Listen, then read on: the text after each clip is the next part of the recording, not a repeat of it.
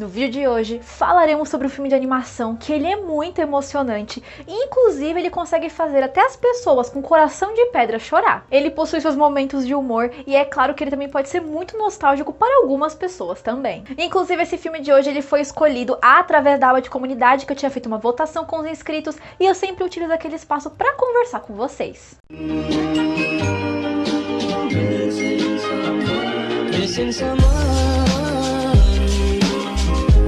Olá, eu sou a Bianca Matos, aqui do Vídeo Insônia, e aqui no meu canal eu gosto de falar sobre filmes e às vezes sobre jogos bem peculiares. Eu gosto de falar sobre peças de cor, narrativa, enquadramento e tudo mais. E se você gostou, já deixa o gostei aqui embaixo, se inscreva e ative o sininho para as notificações, porque isso ajuda muito no crescimento do canal. Ai, tá muito friozinho hoje, tá muito gostoso, o tempo tá perfeito e tipo, por mais que eu esteja com essa roupa, não dá pra ver, né, mas eu estou com uma meia rosa. Não me ajuda muito, né, porque nessa hora do vídeo eu sempre coloco em preto e branco, mas gente, a minha meia, ela é rosa, eu juro, é da Barbie. Então é aquele estereótipo assim de mulheres trevosas que usam meias fofinhas, é tipo eu mesma. O Gigante de Ferro é um longa estadunidense de animação e ficção científica lançado em 1999, em que foi dirigido e escrito pelo Brad Bird, responsável também pelos Incríveis de 2004 e Ratatouille de 2007. Eu vou contar aqui pra vocês que eu jurava que esse filme ele não fosse ambientado num tempo tão antigo assim. Eu jurava que ele se passava, sei lá, nos anos 80. Mas não, o filme de hoje é ambientado mais precisamente em outubro de 1957, na mesma época em que estava ocorrendo a Guerra Fria. E por mais que isso seja uma informação que possa parecer um tanto quanto inútil, calma que a gente vai chegar lá. Vemos que há um homem em alto mar, navegando em seu navio, e ele é um dos primeiros a presenciar um objeto espacial que caiu por ali, próximo à costa do estado de Maine, e depois esse mesmo objeto adentra na floresta perto da cidade de Rockwell, tudo isso nos Estados Unidos. Na noite seguinte desse ocorrido em alto mar que eu citei para vocês anteriormente, a gente então passa a acompanhar os dias do nosso protagonista, que é um menino de 9 anos chamado Hogarth Hughes, interpretado pelo Eli Marienthal e dublado na versão BR pelo Andrea Zavantini. Vemos que ele é uma criança curiosa e que possui o sonho de ter algum bichinho de estimação e, por conta disso, sabemos que as pessoas em sua volta já estão habituadas em ver o menino aparecer com criaturas bem inusitadas. E aí, logo no começo do filme, a gente já também conhece a mãe dele, que é a Annie Hughes, interpretada pela Jennifer Aniston e dublada na versão BR pela Mabel César. Então a mãe do Hogarth, ela precisa ficar até mais tarde no trabalho e a gente vê que, além dele não obedecer, ele opta em comer besteira de jantar e assistir filmes de terror, que são as duas coisas que ele mais ama. Porém, enquanto ele tá assistindo o filme de terror, ele vê que precisa mexer na antena e ele acaba descobrindo, ao olhar por cima do telhado, que algo levou aquele objeto. E não só isso, mas essa mesma criatura que supostamente levou a antena ainda quebrou a sua cerca e foi para dentro da floresta. Nisso que ele vai investigar mais a fundo o que está acontecendo, ele encontra um robô alienígena enorme. Esse mesmo robô acaba sendo eletrocutado ao tentar comer as linhas de transmissão de uma subestação elétrica e só é salvo pelo próprio Hogarth, que faz o que pode para tirá-lo dali. Daí, como há de se esperar, a amizade entre o Hogarth e o gigante acaba acontecendo. E não se enganem pelo tamanho enorme dele, mas ele é um robô muito curioso e muito dócil também. Dá vontade, de novo, gente, isso aqui é mais um exemplo igual dos outros vídeos que eu já citei pra vocês. Esse é outro personagem que eu tenho vontade de colocar num potinho e guardar pra mim mesma. Tudo bem que ele é enorme, mas eu acho ele muito fofo, eu adoro muito o Gigante de Ferro. O Gigante de Ferro é um filme de animação que, por mais que eu considere ele conhecido, eu acho que ele é um tanto quanto esquecido, ainda mais pelas novas gerações que estão aí conhecendo o cinema e as animações de antigamente. Ou seja, eu não considero ele um filme tão óbvio de assistir de primeira, por mais que ele faça parte de uma produtora enorme. E é claro que eu não poderia deixar de comentar que eu sinto muita falta desses filmes de animação de antigamente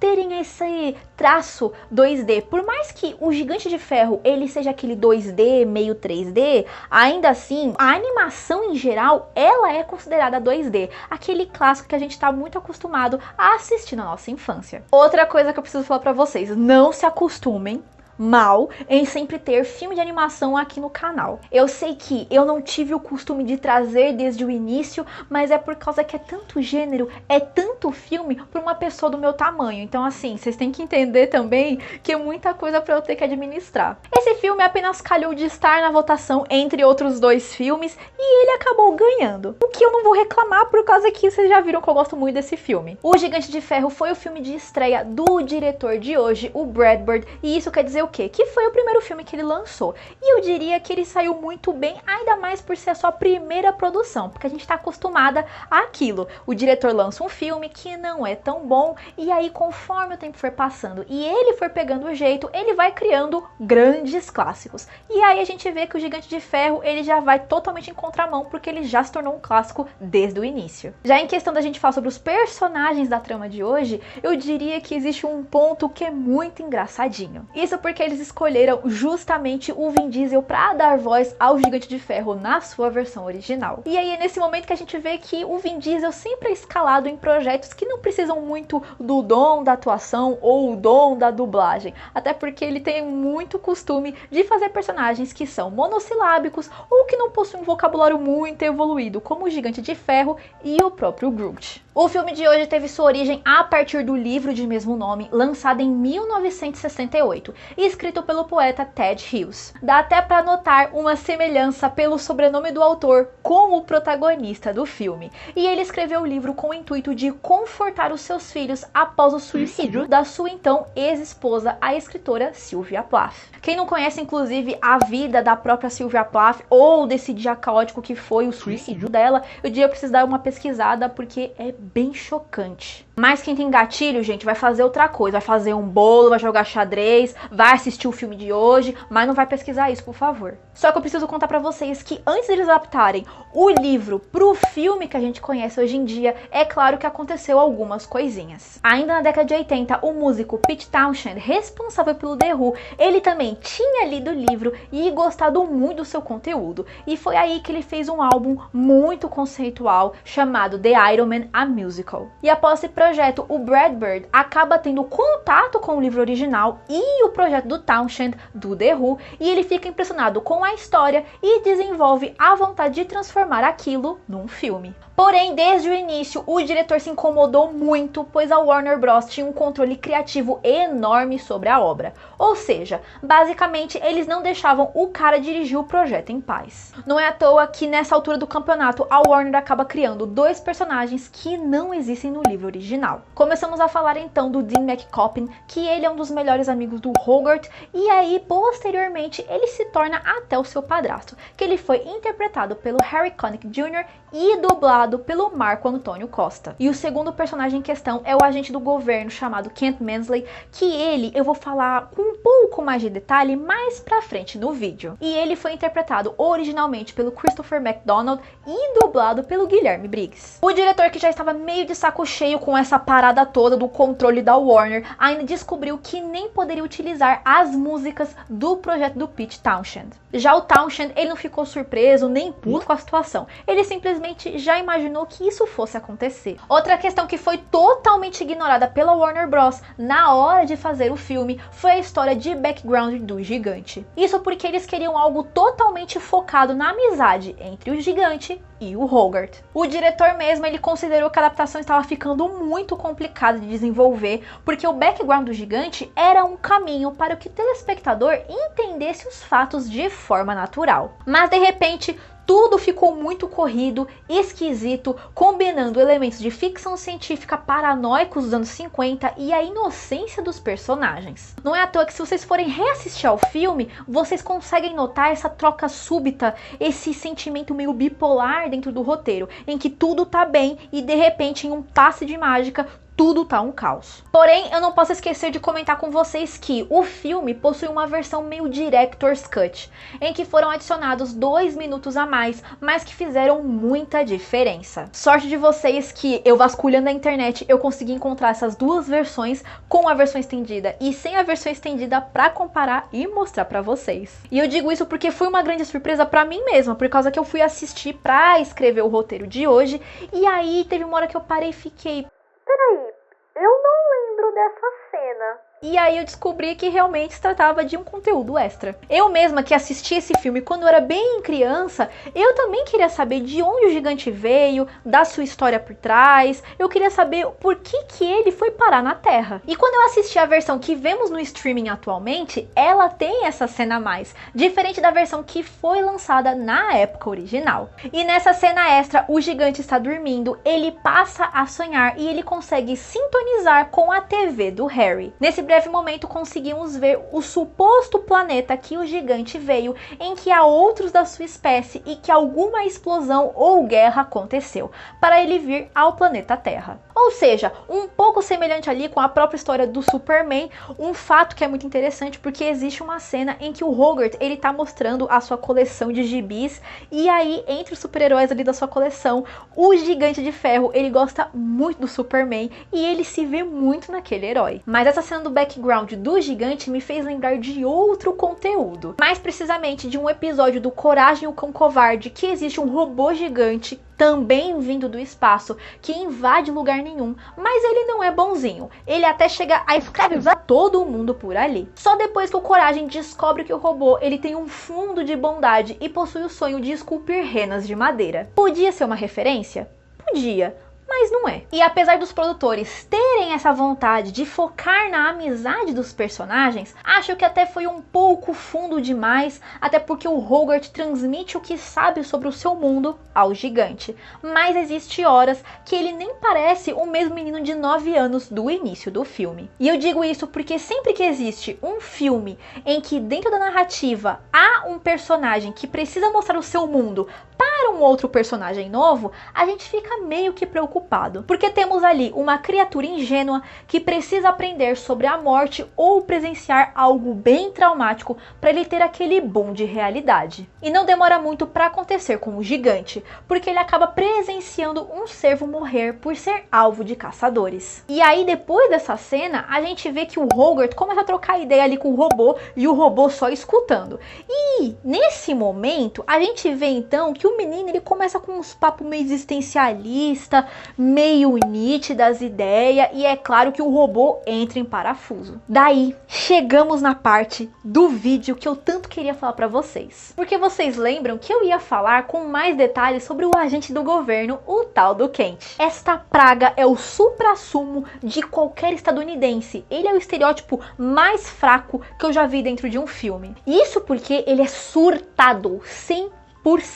E o diretor quis fazer isso porque ele viu que cabia dentro do cenário do filme. Muito pela narrativa se passar nos anos 50, então rola aquele medo da população de bomba atômica, existe aquela perseguição contra os russos, medo dos Sputniks e por aí vai. Inclusive, apesar do diretor ele falar que existia muito controle criativo da parte da Warner sobre o filme, ele conseguiu meio que dar uma burlada com o Ted Newton, que era responsável em fazer os storyboards para o filme. Então, quando vemos essas características surtadas surgirem nos personagens do governo e nos personagens do exército, vemos também outros detalhes em segundo plano, sejam os jornais televisivos, os jornais impressos e até que eles fizeram um filme dentro do filme. E essa coisa que eu falei pra vocês, do diretor do filme de hoje conseguir fazer um filme dentro do filme, a gente consegue ver esse exemplo numa cena em que o Hogarth, ele tá na escola e como lição ali daquele dia, ele precisa assistir um hygiene type movie, que seria, ao pé da letra, um filme de higiene. Ou seja, eram filmes de orientação social, um gênero de filmes educacionais que tentavam orientar crianças e adultos a se comportarem de certas maneiras e em certas situações, como vemos as orientações nessa cena sobre uma possível bomba atômica cair na cidade. Originalmente foram produzidos pelo governo dos Estados Unidos como filmes de construção de atitude durante a Segunda Guerra Mundial. E é claro que esses tipos de filme que ficaram circulando pelos Estados Unidos, é claro, né, que eles eram feitos para causar pânico moral e aí resultam numa sociedade cheia de doido, como a gente vê até hoje em dia. Gente, eu sou a primeira pessoa, tá, a ficar falando mal dos Estados Unidos. E eu não tô falando de graça não, é por causa que eles fazem por onde. Claramente, o Gigante de Ferro possui muitas inspirações dentro do seu design, seja nos cenários externos, na paleta de cores e na ambientação dos personagens, dentro do seu dia a dia, como podemos analisar na arte do Norman Rockwell, Edward Hopper e o N.C. Wyeth. Além dos três serem muito conhecidos nos Estados Unidos,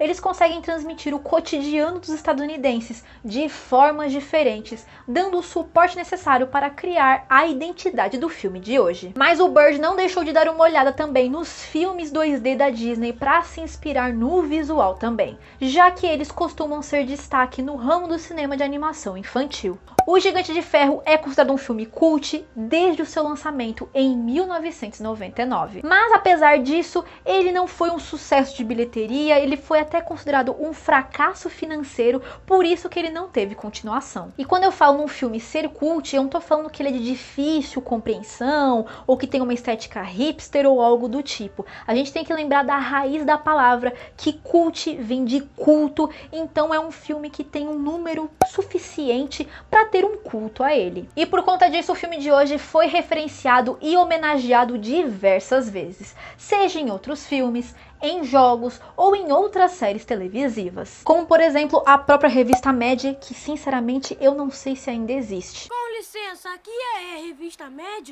Não, aqui é Mademoiselle, é que nós só instalamos as 3 primeiras letras. Mas em um breve momento, para quem não sabe, a revista Mad teve também o seu programa televisivo lá no Cartoon Network. E assim como seu formato físico, eles faziam o quê?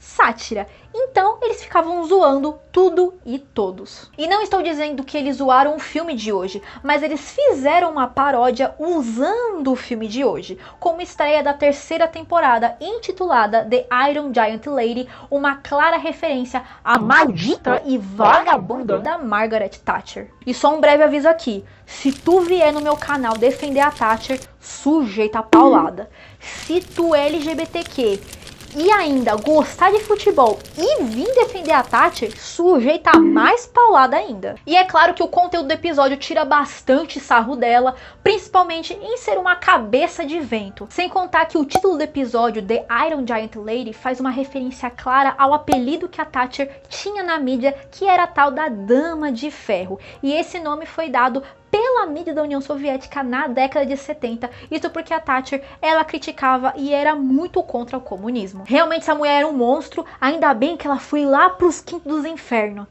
Nossa senhora! E além da Mad, podemos ver o Gigante de Ferro realizar o seu sonho de ir conhecer o Superman, como aconteceu no Multiversus, o jogo de luta com os personagens da Warner, lançado em 2022. A trilha sonora do Gigante de Ferro ficou nas mãos do maestro Michael Kamen, responsável também por fazer composições de outros filmes, como Dom Juan de Marco, de 1995, e Os Três Mosqueteiros, de 1993. As sinfonias foram executadas pela Filarmônica Tcheca e conseguiram transmitir a emoção e a magia que esperamos de um filme de animação, em que vemos a amizade do Hogarth e o gigante se desenvolver aos poucos. Podemos destacar The Eye of the Storm,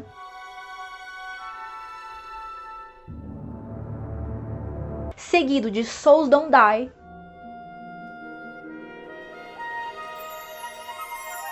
e por último, No Following.